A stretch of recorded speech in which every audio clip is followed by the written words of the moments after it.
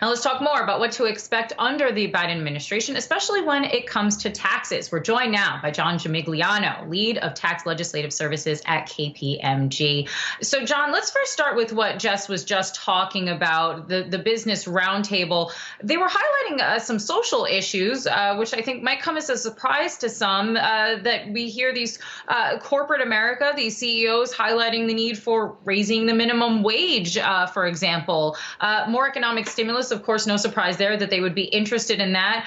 What do you make of some of these priorities, especially now that we have not just a Democratic House, but also a Democratic Senate and a Democratic presidency? Well, thanks for having me, Kristin. I'm happy to be here. And, it's a really great question. And the business community, I think, is really, it's a reminder as they go through the priority items that it's never quite as simple as it appears, right? There are multiple pieces, multiple issues that overlap and interact all the time in terms of what is best for a given business, but also their stakeholders of those businesses. And so whether that be, for example, just going back to the question of where they might come out on taxes, well, it's never as simple as just saying, we oppose higher taxes, because the only way to really think about that in totality is asking the question of higher taxes for what, right? So if we're going to raise revenue, where does that revenue go? And so it's a very complex issue. And obviously they're trying to weigh, I think in real time, as all of us are, how all those different complex issues interact. Now, I'm going to ask you, I know you were just mentioning it is difficult to predict, but I'm still going to push you on where you think it's going to go in terms of tax legislation. I think a lot of folks were particularly worried with Democrats having power in both the House and the Senate that tax hikes were coming down the pike, particularly corporate tax hikes. I'm wondering, however, given that we are in the midst of a pandemic, if it is more likely in your mind that that issue will be kicked a little bit further down the road until we deal with the economic crisis that we currently have at hand and the economic scarring that is definitely going to linger from this pandemic. It's a very fair point, right? That, of course, there is a risk that raising taxes dramatically during an economic recovery could be counterproductive. It's a question, though, and economists will differ on this point of view, to what extent and how much. So balancing all those things out is going to be something that I'm sure the Biden administration and their members of Congress are going to be thinking about. But I think it's also important to think about, when we think about the Biden tax plan, we have to unlearn what we learned in 2017, which was for Republicans, doing taxes was just about taxes.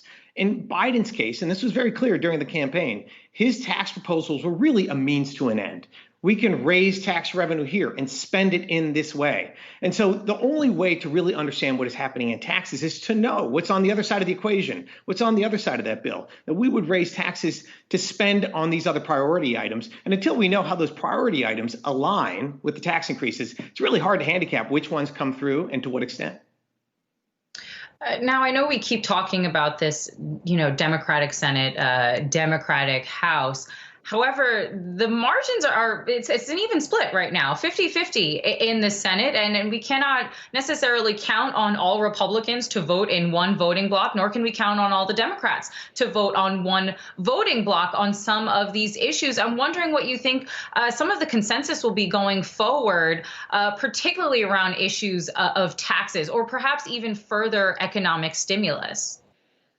Yeah, I'm as guilty as anybody of just saying, we've got red and we've got blue and Republicans and Democrats, and we just have to remember there's a vast diversity of ideological viewpoint within red and within blue. And it will be very challenging, I think, for Democrats with the narrowest of margins in the House and in the Senate to get consensus to move things through. But I'm of two minds on this, because at the same time, it's been 10 years since Democrats have controlled the House, the Senate, and the White House. And I think there are significant expectations, and those expectations are going to be riding high that they deliver. And we can't underestimate the effect of that dynamic as well, is that people might otherwise agree to do things they were otherwise reluctant to do because of those expectations that they actually deliver. So there will be a lot of challenge, I think, for even those moderate Democrats to look really hard at some of these Biden proposals and ask, can I sign on to this? Absolutely. John Gimigliano, KPMG's lead of tax legislative services. Thanks so much for joining us. Thank you.